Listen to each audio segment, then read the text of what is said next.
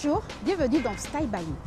Plus qu'une boutique d'exposition, Style by Me rend visite à une galerie située dans la prestigieuse rue du Faubourg Saint-Honoré dans le 8e arrondissement.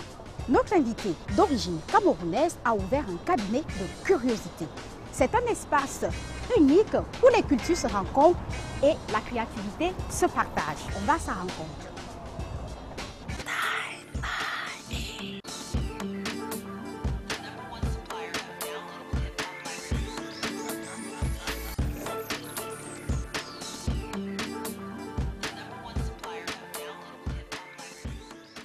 Bonjour Nelly, merci de nous recevoir dans votre belle galerie située dans le 8e arrondissement de Paris. La galerie Wandi. Comment allez-vous? Je vais très bien, merci. Ah bah super, merci de nous accueillir. Je suis ravie de vous accueillir. Nelly, vous êtes donc originaire du Cameroun. Pourriez-vous nous parler un tout petit peu de vous? Qui est Nelly Wandi? Alors, qui je suis? Je suis une jeune femme, chef d'entreprise, donc à la tête de cette galerie. Et aussi à la tête de plusieurs initiatives en faveur de la promotion de la créativité du continent africain. D'accord. Voilà. Et vous venez du Cameroun? C'est ça, je suis née et j'ai grandi au Cameroun. Je vis en France depuis maintenant une quinzaine d'années. Donc j'ai vécu au Cameroun quand même plusieurs années avant d'arriver ici. Et puis je vais souvent au Cameroun, je voyage souvent au Cameroun. Tous les ans, j'y vais en moyenne 2 à 3 fois. Une enfant du pays, voilà, vous êtes très attachée. Voilà, j'ai ma famille sur place. J'ai aussi d'autres projets que je développe en parallèle de ce projet-ci, ici, avec le Cameroun. J'aimerais pouvoir faire plus de choses, mais pour le moment, bon, on va dire, ce sont les ressources qui manquent, les ressources humaines et un peu financières pour pouvoir faire plus de choses sur le Cameroun. Ça va venir. Alors Nelly, comment vous définissez-vous par rapport à votre activité? Comment je me définis? Alors, je me définis comme une esthète, quelqu'un qui aime l'esthétique et qui aime raconter des histoires autour de la créativité. Donc, c'est un peu l'activité qui représente tout ce que je fais. C'est cette quête, en fait, de l'esthétique et d'une forme d'esthétique africaine contemporaine, très internationale, qui permet de raconter les histoires des Africains sans fioriture et avec beaucoup d'authenticité et de simplicité. Donc c'est ce que vous allez voir un peu dans tout ce qu'on a ici, tourne autour de l'esthétique. Donc ça peut être de l'art, du design, des accessoires de mode. De temps en temps aussi, on a des expositions autour du textile. Donc on présente des designers textiles, des stylistes. Donc voilà, donc tous mes projets gravitent un peu autour de ça. Donc c'est une quête un peu de l'esthétique africaine, de la nouvelle esthétique africaine, racontée par les créateurs africains. Alors Nelly, comment votre aventure a commencé dans l'univers de l'art? Comment tout ça a débuté? Alors, quand on vit à Paris, en fait, on est vraiment en fait confronté à un environnement très créatif, que ce soit l'art, le design, la mode, l'architecture. Et c'est compliqué de ne pas s'intéresser en fait finalement à l'esthétique. Et je pense que chez moi, en tout cas, cette passion a commencé depuis longtemps, depuis le Cameroun. Une âme d'artiste, peut-être. Peut-être. Et elle s'est exprimée davantage à Paris. Qu'est-ce que vous vous êtes dit? Voilà, maintenant la galerie, elle existe. Où est-ce que je vais aller? C'est quoi l'objectif final? L'objectif final, je pense que je l'atteins un peu tous les jours parce que l'objectif final, c'est de provoquer chez les gens cette curiosité, cette envie de se dire oui, bah, ok, c'est qui cet artiste? Il vient d'où? Il vient du Cameroun. Ok, elle vient d'où? Elle vient du Bénin. Lui, il vient du Sénégal. Mais qu'est-ce que c'est derrière son travail? Et ça, en fait, c'est un objectif qui est un peu atteint chaque jour quand on a une personne qui traverse la porte, qui est intéressée par l'univers esthétique qu'on montre dans la vitrine et qui pousse la porte et qui rentre pour découvrir et en savoir plus. Maintenant, quelle est la finalité absolue? La finalité absolue, c'est de réussir à créer un circuit économique qui va permettre justement à ceux qui gravitent dans cet univers-là, que ce soit l'art contemporain, l'art visuel, la photographie, le design, de se dire que c'est possible en fait, qu'ils peuvent faire plus, de se donner les moyens de faire des choses et de montrer l'Afrique sous une autre... Voilà, exactement. Je suppose qu'il y a une sélection. Oui. Parce que avoir de si belles choses et qui viennent parfois de très loin, c'est ça. Comment se passe la sélection? Quels sont les critères? Quels sont les critères? Alors, moi, je pense que l'un des critères les plus indescriptibles, en fait, finalement, ça va être la qualité. Parce que la qualité, est-ce que ça peut se décrire vraiment de façon très concrète? La qualité peut s'observer, ça peut s'apprécier. Une certaine originalité, donc une originalité, une singularité, donc quelque chose d'exceptionnel qu'on ne trouve pas partout. Et ensuite, il faudrait que si on est par exemple sur des pièces uniques, très bien, il n'y a pas de souci, mais il faudrait que la personne qui réalise le travail le fasse de façon récurrente, en fait, que ce soit son métier, que ce soit un savoir-faire qu'il a perfectionné. Donc, ce ne soit pas juste un petit hobby comme ça, fait au coin de la table entre deux trucs, mais que ce soit vraiment un métier, une passion, une détermination à raconter un message. Donc, voilà. Est-ce que vous pourriez nous parler de ces différents exposants qui exposent leurs œuvres ici à la Galerie Wanji et en particulier un qui vous a marqué? Alors, en ce moment, par exemple, on a plusieurs projets. On a un projet d'un artiste camerounais qui s'appelle Kwang Se, qui est né en France, mais qui est de parents camerounais et qui a grandi une partie de sa vie au Cameroun et qui vit maintenant ici en France. Donc, c'est un artiste peintre qui travaille dans l'univers de l'abstrait. Ça, c'est dans la partie galerie principale. Dans la partie cabinet de curiosité, on a une multitude de projets en fait de designers. On a des designers, par exemple, d'accessoires comme des sacs. On a des bijoux. On a la marque Mikey Lim qui vient du Maroc. On a la marque Goya d'un jeune bottier béninois. Qui est basé ici à Paris. Oui. On a la marque Signard, qui est une marque sénégalaise qu'on accompagne aussi dans la partie branding et communication et positionnement de marché. On a la marque Maison Intègre qui fait des objets au Burkina Faso avec des artisans bronziers. On a présenté d'autres projets, notamment. Maintenant, quel de ces projets est le projet qui m'a le plus touchée? Je dirais plus lequel des artistes m'a le plus touchée. J'ai fait une rencontre fin 2015 avec Barthélémy Togo, qui est un artiste camerounais. Justement, j'allais dire, on a vu des vases. Oui, c'est ça, c'est ça. Enfin, ça. Alors, c'est plus la personne plus que l'objet. Donc, j'ai rencontré Barthélémy en fin 2015. On a échangé, on partage beaucoup de valeurs. C'est un artiste camerounais? C'est un artiste camerounais, c'est ça. On a beaucoup de valeurs qu'on partage ensemble. On a aussi une vision commune de comment est-ce qu'on peut faire que les choses changent au Cameroun sur le plan artistique, sur le plan d'exporter la culture camerounaise, de la ramener en fait sur la scène internationale.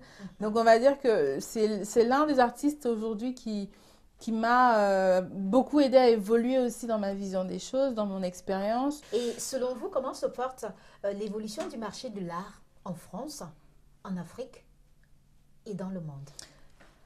Alors, je n'ai pas les statistiques précises, mais le sentiment que j'ai, c'est que en France, les choses se passent. C'est-à-dire que si je regarde entre le moment où je suis arrivée en France et aujourd'hui, on parle beaucoup plus d'Afrique en fait. Dans les médias, on parle beaucoup d'Afrique et d'art africain.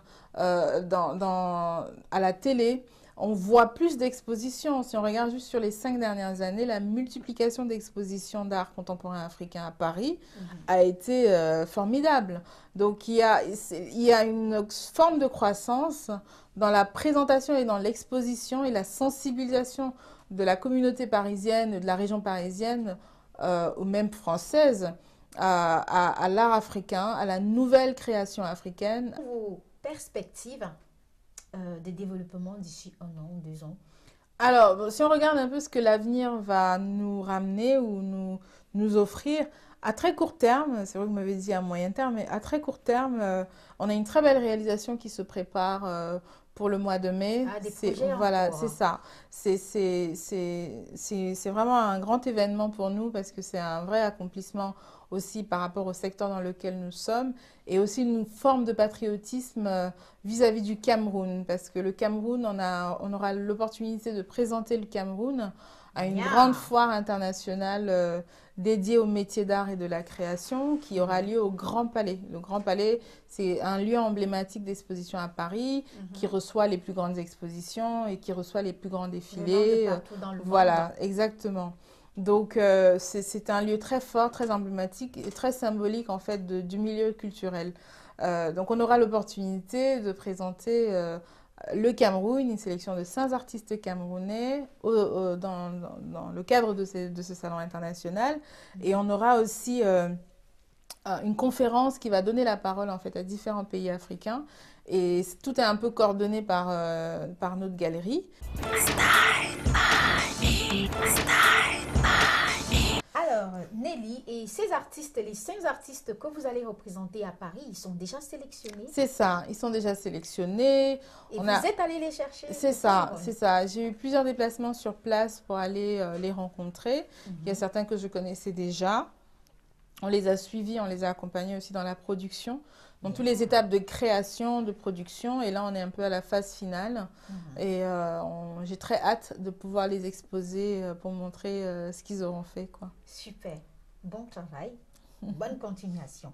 Et si vous deviez dire un mot à certains artistes qui nous regardent et qui souhaiteraient exposer leurs œuvres ici, dans la galerie Wandji, que leur direz-vous?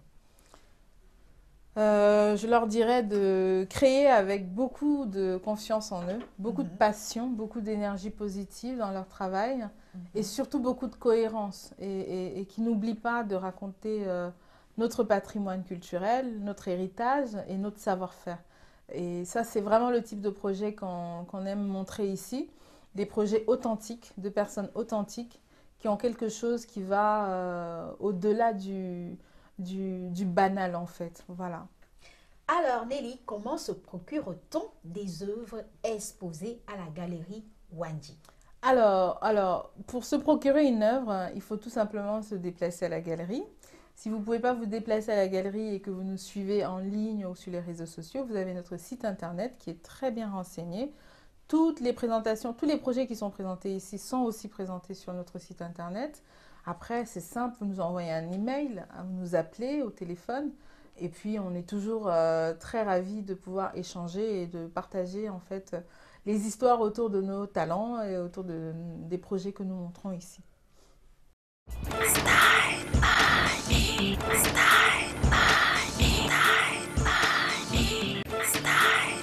La candidate de cette semaine s'appelle Luminelle, d'origine du Congo, Kinshasa.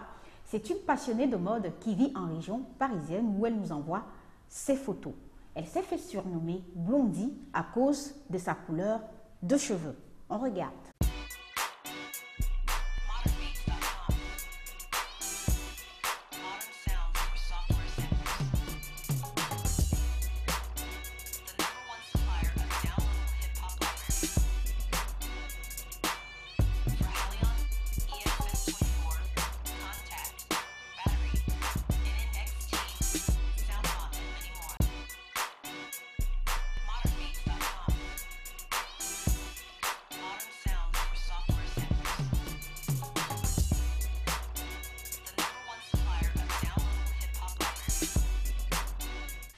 Nelly, comment vous trouvez le style, les looks de Luminelle?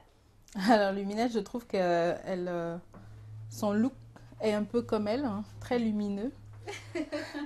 Et je trouve sa coiffure géniale, ça lui va très bien. Je trouve que sur une peau, avec cette carnation très foncée, avoir des cheveux, voilà, des cheveux dorés ou cheveux de feu, si je puis dire, ça marque vachement ses coiffures et ça lui donne quelque chose de très fort en fait dans sa posture, dans son allure générale.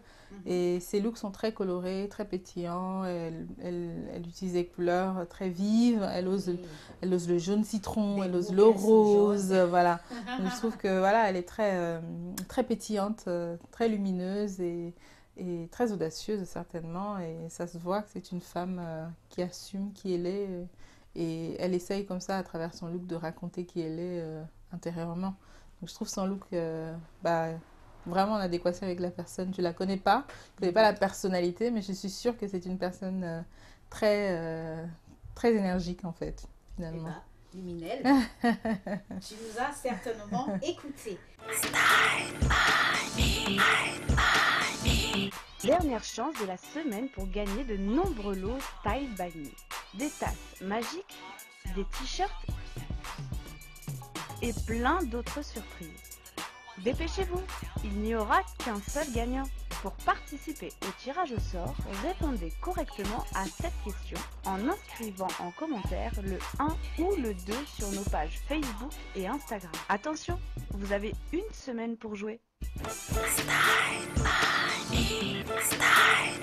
Bienvenue dans l'univers des belles femmes rondes et sans complexe. Cette semaine, nous allons parler des femmes rondes en pagne. Depuis quelques années déjà, l'imprimé wax ou pagne est la tendance à adopter pour se mettre en valeur. Quoi de plus magnifique que le pagne ou le wax sur une femme ronde? Pour l'adopter sans se sentir déguisée, il faut miser sur des modèles modernes et basiques, comme des jupes droites, des robes pas trop longues. Les coupes ajustées vous permettront de porter des motifs les plus originaux tout en restant chic.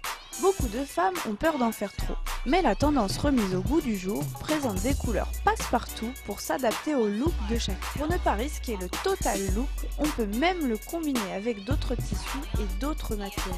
Il faut oser rester féminine, ne pas s'oublier sous prétexte de kilos en trop. Pionnier de la culture afro chic et métissée, grâce au rayonnement de nombreuses créations qui remportent un vif succès à l'international. Pour plus d'élégance et de style, optez mesdames pour des tenues qui mêlent les étoffes occidentales et africaines, jouant aussi bien avec les contrastes d'un univers raffiné où le basin rencontre la broderie et où le wax se fait classique et délicatement sobre, sublimant la femme belle et ronde. Donc, mes belles dames rondes, c'est votre style de l'année 2018. Rondement belle.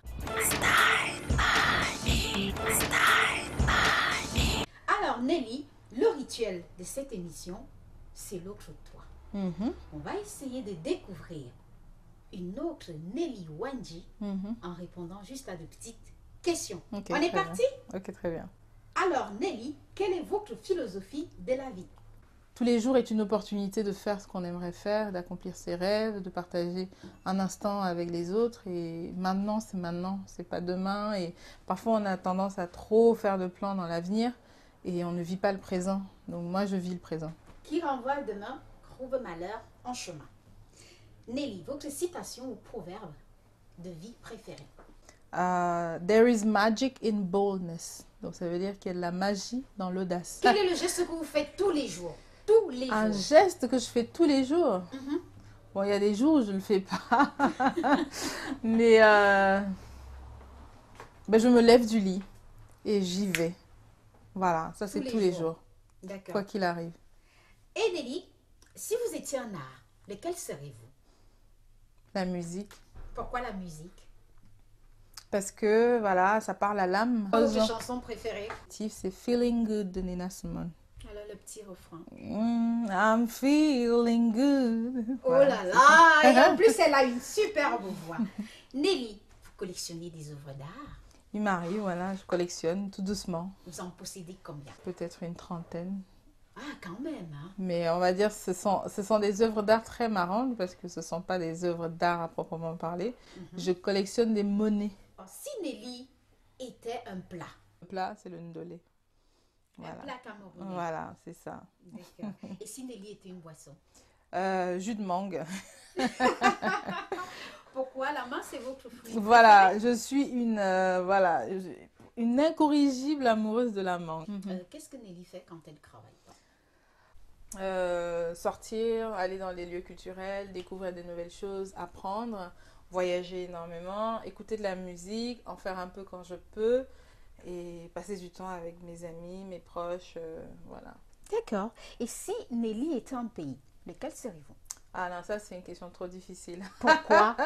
Je peux pas Parce être que vous un êtes pays... amoureux de tous les pays? Non, parce qu'en fait, il y a plein de choses que j'aime dans certains pays et que j'aime pas dans d'autres. Ou même dans le même pays, je vais aimer quelque chose, je vais détester autre chose.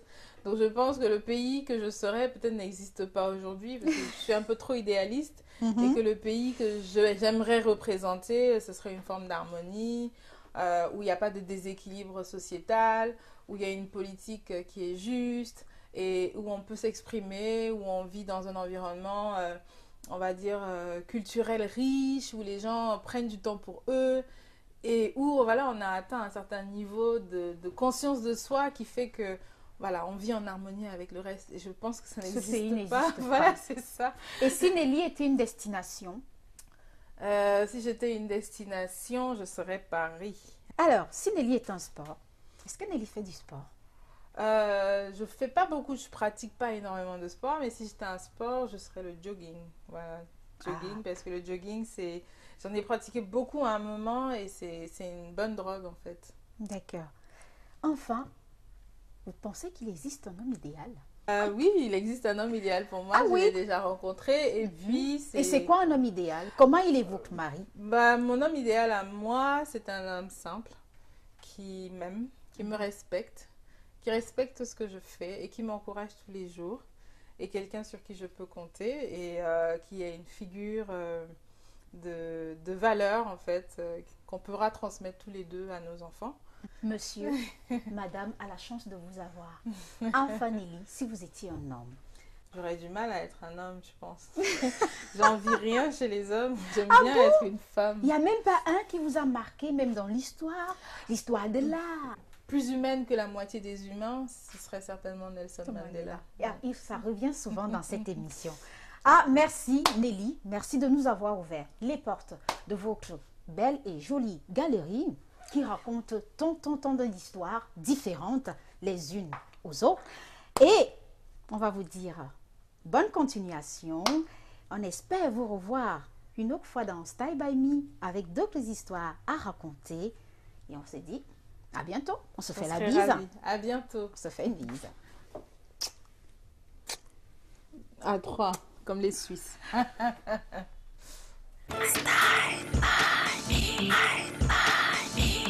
Dernière chance de la semaine pour gagner de nombreux lots Style by Me.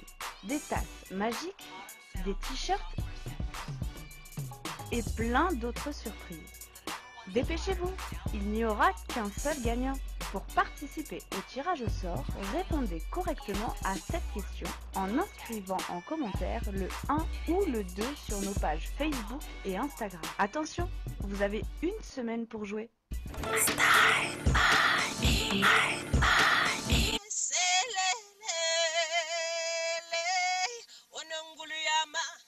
Salut, je suis Sonzi Vianney et je suis très heureuse d'être en votre compagnie aujourd'hui. Alors mon intérêt pour la mode, je pense que c'est automatique. En tant qu'artiste, on a besoin d'avoir une identité qui nous est propre, à notre authenticité. Mais je suis aussi parfois habillée par la styliste Charlène de The Touch, la marque. Mais parfois aussi, j'ai Odette dans son showroom. J'y vais avec un tissu où j'ai dit, maman, j'ai rêvé. Voilà ça ici. Elle me sort ce que j'ai imaginé. Alors, mon dernier coup de cœur en matière de mode et de beauté, je dirais les vestes. Les vestes assorties avec mes foulards. La veste toute seule, avec les cheveux au vent, je ne sens pas. Mais lorsque j'enrobe ma tête, j'ai le sentiment que la veste a plus de punch sur moi et que mon foulard n'est plus que rayonnant encore.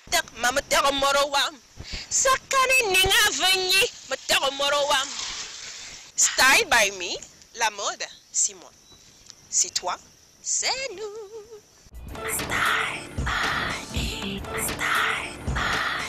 Style by Me est maintenant terminé. Nous allons nous dire au revoir sur la tendance du foulard. Le foulard est un basique indispensable.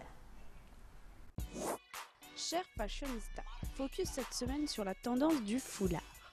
L'histoire du foulard colle à celle de la mode. Elle est passionnante et ses utilisations sont multiples. Basique et idéal pour agrémenter un look, il se porte noué sur la tête, enroulé autour du cou, posé sur les épaules, en ceinture dans les lanières d'un pantalon et permet aussi de customiser certaines pièces. Enfin, comme vous l'aurez compris, le foulard accompagne les femmes dans toutes leurs tenues. Ce bout de tissu a su s'imposer comme un indispensable et un vrai accessoire de mode. Pour couvrir ou sublimer, pour accessoiriser ou cacher, le foulard est utile dans n'importe quelle situation et pour n'importe quel look. Qu'il soit grunge, bohème, chic ou rétro, le foulard est un incontournable et notamment des tapis rouges. Le foulard a su séduire les femmes et toutes les femmes et même certains hommes. Voilà, chers fashionistas, à la semaine prochaine pour un nouveau zoom sur les tendances. Stylement Vogue. N'oubliez pas de regarder nos émissions précédentes sur notre site internet Vogue Productions et continuez à jouer sur nos différents réseaux sociaux, Facebook, Instagram pour gagner de nombreux looks Style by Me. Et surtout, restez vous-même. See you soon. Au revoir.